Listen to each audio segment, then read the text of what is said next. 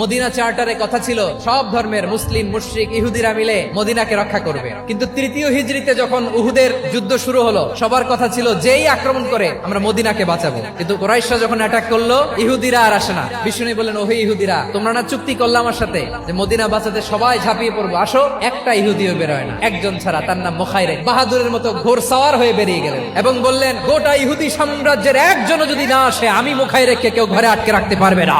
বেরিয়ে আসলেন, এসে বললেন, আমি মুহাম্মদের পক্ষে যুদ্ধ করব। আমি মারা গেলে আমার সম্পদ আমার উত্তরাধিকারীরা পাবে না, আমার সম্পদ তোমরা মুহাম্মদকে দিয়ে দিবা। সুবহানাল্লাহ বলেন। উহুদের ময়দানে 70 জন মুসলমান শহীদ হলো। এই ইহুদি, সেও মুসলমানের পক্ষে যুদ্ধ করে নিহত হলো। মুসলিমদের লাশের পাশে মুখাইরিকের লাশ দেখে বিশ্বনবী মুখাইরিকের প্রতি অনেক খুশি হলেন। আর বিশ্বনবী খুশি হয়ে বললেন, মুখাইরিক, যদিও তুমি ইহুদি, তারপরেও তুমি সব ইহুদিদের মধ্যে সেরা ইহুদি। পড়েন সুবহানাল্লাহ।